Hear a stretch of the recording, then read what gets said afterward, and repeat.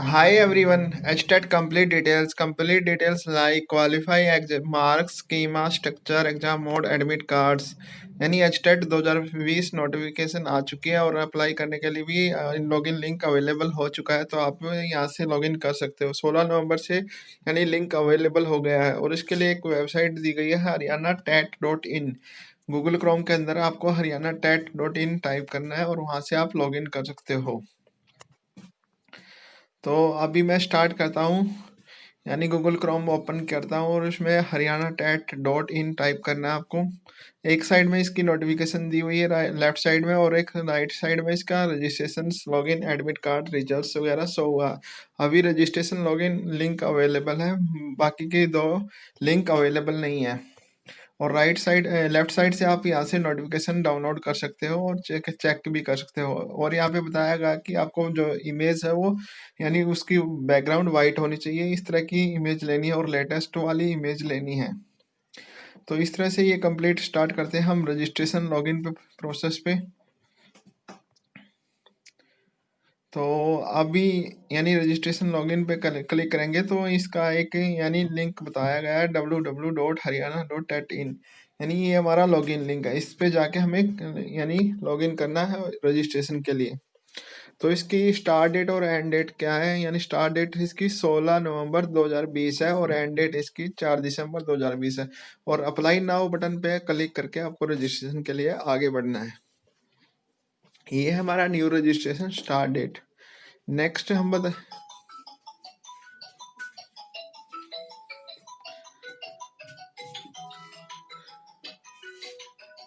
बताएंगे कि यानी कैसे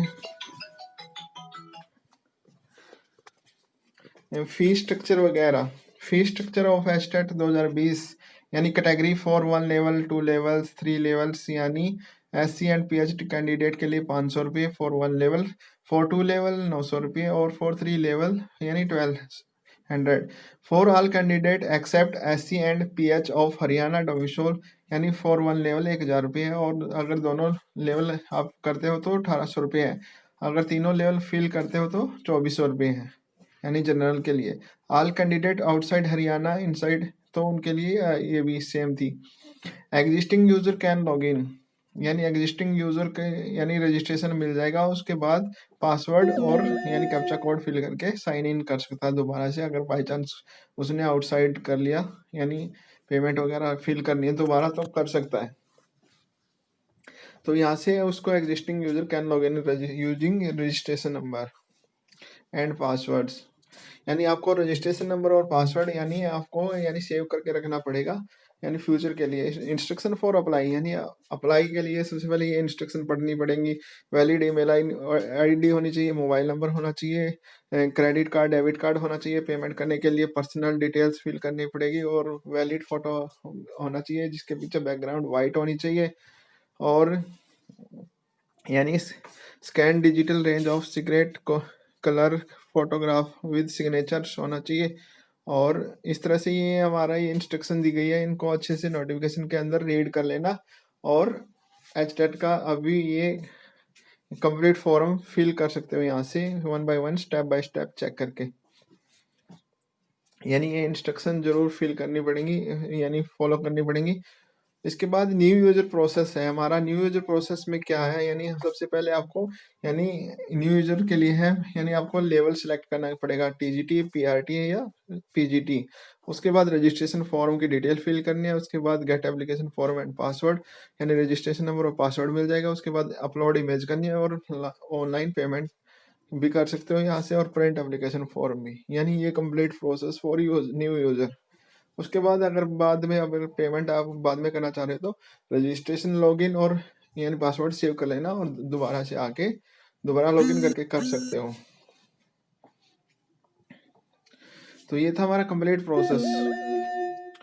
और इस कंप्लीट प्रोसेस में यानी न्यू यूजर प्रोसेस कैसा था और एग्जिस्टिंग कस्टमर के लिए यानी बहुत के लिए दिखाया गया था। एलिजिबिलिटी क्या है दिखाई गई कि यानी प्राइमरी टीचर के लिए क्या एलिजिबिलिटी है, और TGT के लिए ट्रेंड ग्रेजुएट टीचर के लिए क्या। तो यानी इस तरह की एलिजिबिलिटी दिखाई गई कि पोस्ट ग्रेजुएट टीचर यानी ये 3 लेवल में होता है। जैसे 1 to 5th अगर टीचर की है तो प्राइमरी टीचर में आएंगे, अगर 6 से 8 तक अगर टीचर लगने हैं तो टीजीटी में आते हैं, और उसके बाद यानी जो ऊपर के होते हैं वो पीजीटी में आते हैं। तो क्वालिफिकेशन फॉर पीआरटी, इसके लिए senior secondary with at least 50% marks and passed और superior इन final year of 2 year diploma in elementary education whatever name norms of accordance with the NCT NAS recognized norm and procedures regulation 2007 notified on 31 अगस्त 2009। यानी कम से कम senior secondary होना चाहिए या उससे के related diploma होना चाहिए, तो ये मैंडेटरी है इसके लिए। इसके बाद यानी graduation and pass appearing in final year of 2 year diploma in elementary education, यानी ये और यानी आप इसमें से कोई भी आप अगर आपके पास है तो पीआरटी के लिए अप्लाई कर सकते हो। इस तरह से अलग अलग लेवल के लिए क्वालिफिकेशन दी गई है। आप HT नोटिफिकेशन में कंप्लीट डिटेल्स जान सकते हो, यानी वहाँ पे कंप्लीट डिटेल्स दी गई है, यानी हर एक सब्जेक्ट्स के रिलेटेड भी दी गई है। वहाँ पे जो टीजीटी है उसके अलग अलग सब्जेक्ट के हिसाब से भी क्वालिफिकेशन दी गई है। Qualification for TGT and PGT. Next हमारा क्वालिफिकेशन और टीजीटी एंड पीजीटी, यानी ट्रेंड ग्रेजुएशन टीचर और पोस्ट ग्रेजुएशन टीचर। यानी ट्रेंड ग्रेजुएशन टीचर होता है यानी 6 से लेकर 8 तक, और जो पोस्ट ग्रेजुएशन टीचर होता है 8 to above। और इसके लिए हम यानी अभी क्वालिफिकेशन बताएंगे कि यानी ट्रेंड ग्रेजुएशन टीचर के लिए क्या क्या चाहिए। यानी अगर सोशल स्टडीज सब्जेक्ट लिया आपने तो मैं एक दो एक्सप्लेन करूंगा, उसके बाद आप देख लेना। यानी BA BCom and second year diploma in elementary education, BA BCom with at least 50% marks and 2 years bachelor in education in accordance with the NCT recognition norms and procedure regulation 2007 published on 31 अगस्त 2009। यानी आपके आपके पास कम से कम graduation होनी चाहिए, यानी trend graduation teacher बनने के लिए, यानी सब्जेक्ट से रिलेटेड। जैसे आप सोशल स्टडीज से हो तो सोशल साइंस से कोई रिलेटेड आपके पास सब्जेक्ट होना चाहिए। अगर मैथ में करना चाह रहे हो, जैसे टीजीटी मैथ है, तो उसमें आपके पास मैथ का सब्जेक्ट होना चाहिए। अगर साइंस से करना चाह रहे हो तो साइंस आपका सब्जेक्ट होना चाहिए। ऐसे ही अगर उर्दू है, हिंदी है, इंग्लिश है, मैथ है, जो भी आपका सब्जेक्ट है उससे रिलेटेड सब्जेक्ट आपके पास ग्रेजुएशन में होना चाहिए, और तभी आप ये फॉर्म फिल कर सकते हो। और उसके लिए भी आप यहाँ पे दिखाया गया है कि 50% मार्क्स होने चाहिए, और BA BCom at least 50% marks and 2 year BEd, यानी BEd भी मांगी गई है तो आपके पास BEd भी होनी चाहिए। In case of BA BCom in addition to English a combination of at least 2 subject with at least 50% in aggregate individually in the subject during all the years of study out of the following: history, political science, economic, geography, social, physiology। अभी देखो TGT science के लिए दिखाया गया कि BSc in and 2 year diploma in education elementary education, BSc with at least 50% marks and 2 year bachelor in education in accordance with the NCT recognition regulation 2007 notified on 31st August 2009। और तो इस तरह ये TGT साइंस के लिए दिखाया था। मैं बता तो रहा था आपको अभी कि यानी अगर उर्दू का है तो यानी उसमें उर्दू में एलिमेंट्री होनी चाहिए, आपके सब्जेक्ट से रिलेटेड होना चाहिए। इंग्लिश है तो इंग्लिश आपके सब्जेक्ट होने चाहिए। BSc with at least 45 marks and 2 year bachelor in education in accordance with the NCT recognized, and senior secondary with at least 50% marks and 4 year bachelor in elementary education। In case of BSc, a combination of at least 3 subjects out of the following: and physics, chemistry, botany, zoology, and mathematics. In the case of honors degree in any of the above mentioned subjects, the candidate must have studied other 2 subjects। यानी honours degree के आधार, यानी इसके बाद BEd science teaching subject from a recognised university. यानी अभी math है तो जैसे TGT मैथ, तो आपके पास ग्रेजुएशन मैथ से होनी चाहिए और 50% मार्क होने चाहिए कम से कम।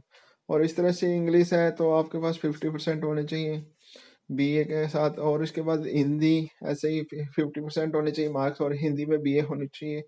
तो जिस सब्जेक्ट से आप यानी एग्जाम देना चाह रहे हो वो सब्जेक्ट किससे आपके ग्रेजुएशन होनी चाहिए। जैसे संस्कृत है तो संस्कृत से होनी चाहिए बीए।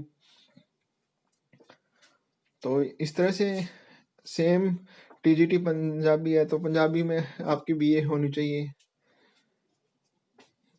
उर्दू है तो बीए में यानी उर्दू के साथ होनी चाहिए इलेक्टिव सब्जेक्ट।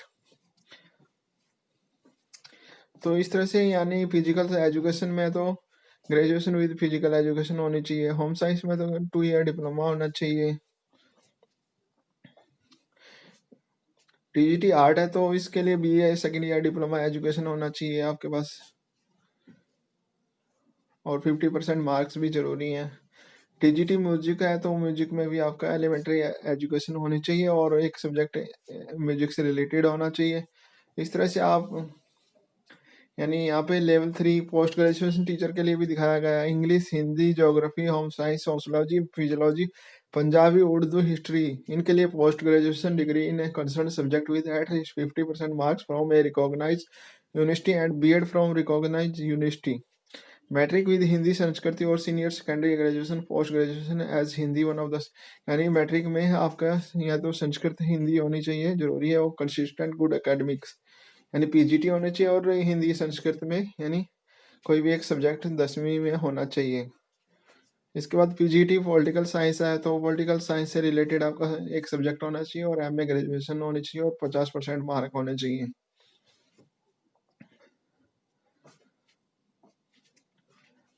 इसके बाद आता है हमारा नेक्स्ट है यानी इस PGT Sanskrit, MA Sanskrit Acharya with at least 50% marks and B.Ed शिक्षा Shastri language teachings oriental trainings in Sanskrit from a recognized university or conducted by the Haryana School Education Department or an equivalent qualification recognized by Haryana Education Department। यानी MA होनी चाहिए आपकी संस्कृत से, और यानी कोई भी यानी शास्त्रीय लैंग्वेज टीचर कोर्स होना चाहिए आपके पास। मैट्रिक विद हिंदी संस्कृत और +2 या BA MA with Hindi as one of the subject होना चाहिए, और कंसिस्टेंट गुड एकेडमिक रिकॉर्ड होना चाहिए। इसके बाद आता है हमारा पीजीटी बायोलॉजी। हर एक में यानी जैसे आप मैं बता रहा हूँ यानी जैसे बायोलॉजी है तो आपका सब्जेक्ट बायोलॉजी होना चाहिए यानी, और उसके बाद यानी एमएससी या एमए में आपका जो भी सब्जेक्ट है वो होना चाहिए। तो ग्रेजुएशन या पोस्ट ग्रेजुएशन में आपका वो सब्जेक्ट होना चाहिए। जैसे पीजीटी साइंस है तो एमएससी फिजिक्स से applied physics, nuclear physics, electronic science, electronic with at least 50% marks and BEd from recognise university. Chemistry है तो केमिस्ट्री होनी चाहिए। मैथमेटिक्स है तो आपका मैथमेटिक्स पोस्ट ग्रेजुएशन टीचर उसमें होना चाहिए पीजीटी में। तो इस तरह से ये हमारी पोस्ट ग्रेजुएशन के लिए कंप्लीट डिटेल्स थी। नेक्स्ट आता है हमारा स्कीमा एंड स्ट्रक्चर्स।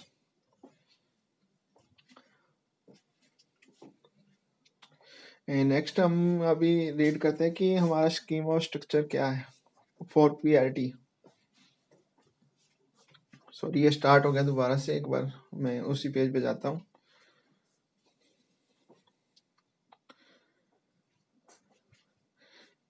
हाँ ये आ गया स्कीमा स्ट्रक्चर फॉर पीआरटी। तो इसमें number of multi choice question रहेंगे 150, और उसके बाद ड्यूरेशन ऑफ एग्जामिनेशन रहेगी 2.5 आवर्स के लिए। यानी चाइल्ड डेवलपमेंट एंड पेडागोगीज यानी 30 मल्टी चॉइस क्वेश्चन आएंगे और 30 मार्क्स के होंगे। लैंग्वेज भी 30 मल्टी चॉइस क्वेश्चन होंगे, 30 मार्क्स के होंगे। हिंदी के 15 मल्टी चॉइस क्वेश्चन होंगे, इंग्लिश के भी 15 मल्टी चॉइस क्वेश्चन होंगे, यानी टोटल मिला के 30 मल्टी चॉइस क्वेश्चन होंगे। General studies quantitative aptitude 10 multi choice question होंगे। रीजनिंग के भी 10 होंगे। हरियाणा जीके एंड अवेयरनेस में 10 मल्टी चॉइस क्वेश्चन होंगे। मैथमेटिक्स के भी 30 होंगे multi choice question and 30 marks. Environmental studies 30 multi choice question 30 marks, यानी टोटल मिला के 150 मार्क्स की है। यानी ये था हमारा पीआरटी के लिए स्कीमा स्ट्रक्चर्स। तो इसी तरह हमारा टीजीटी एंड पीजीटी के लिए भी सेम स्कीमा स्ट्रक्चर रहेगा, लेकिन उनमें थोड़ा थोड़ा डिफरेंस है, आप अच्छे से चेक कर लेना। अभी मैं एक्सप्लेन करूंगा टीजीटी के लिए। तो टीजीटी का स्कीमा स्ट्रक्चर रहेगा आपका ये हमारा TGT trend graduation teachers. Number of multi choice question 150 रहेंगे। ड्यूरेशन ऑफ एग्जामिनेशन 2.5 आवर्स के लिए रहेगा। चाइल्ड डेवलपमेंट एंड पेडागोगी रहेगी 30 मल्टी चॉइस क्वेश्चन 30 मार्क्स के होंगे। लैंग्वेज भी 30 मल्टी चॉइस क्वेश्चन होंगे 30 मार्क्स के। हिंदी रहेगी 15 मल्टी चॉइस क्वेश्चन, और इस तरह वो भी 150 का ही था। इसी तरह पीजीटी भी आपका 150 का ही रहेगा, लेकिन इसमें सब्जेक्ट स्पेसिफिक एज ऑप्टेड है 60 मल्टी चॉइस क्वेश्चन रहेंगे 60 मार्क के। यानी जो सब्जेक्ट से रिलेटेड था वो पीजीटी और टीजीटी में सेम 60 मल्टी चॉइस क्वेश्चन रहेंगे अब सब्जेक्ट से रिलेटेड। बाकी बाकी सेम है, यानी जो हमारा सब्जेक्ट से रिलेटेड है वो 60 मल्टी चॉइस क्वेश्चन आएंगे वो पीजीटी और टीजीटी के लिए। तो इस तरह ये टोटल 150 मार्क्स के हैं, और इस तरह ही हमारे complete schema structure for PGT complete होता है।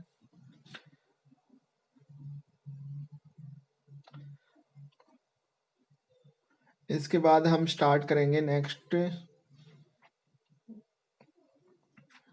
नेक्स्ट टॉपिक हमारा, यानी अभी एक सेकंड होल्ड रखो।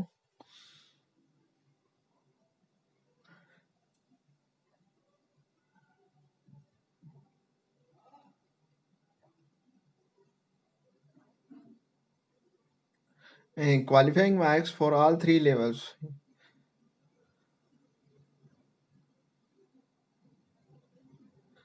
यानी क्वालिफाइंग मार्क्स क्या चाहिए, यानी आपके लिए क्वालिफाइंग मार्क्स होने चाहिए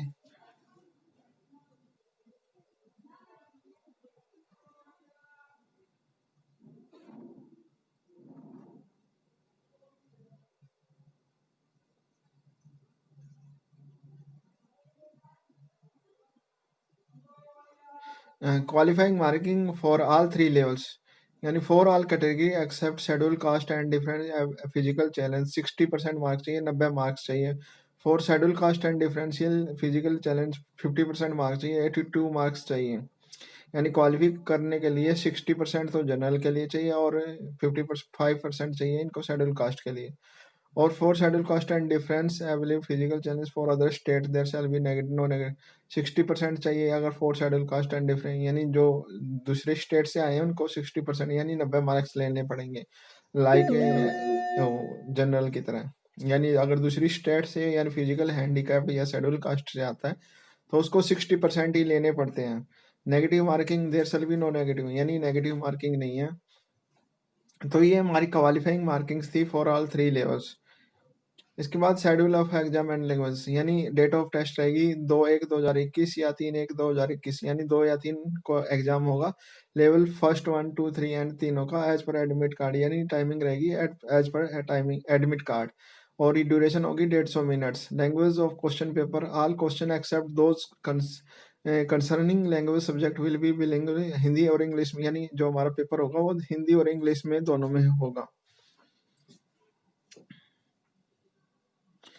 validity period of estate certificate, यानी frequency of conduct of estate, numbers of available attempts to appear and validity period of state certificate. The validity period of state qualifying certificates for appointment will be 7 years from the issuance of date of certificate, यानी 7 साल के लिए एक बार valid होगा एक बार देने के बाद।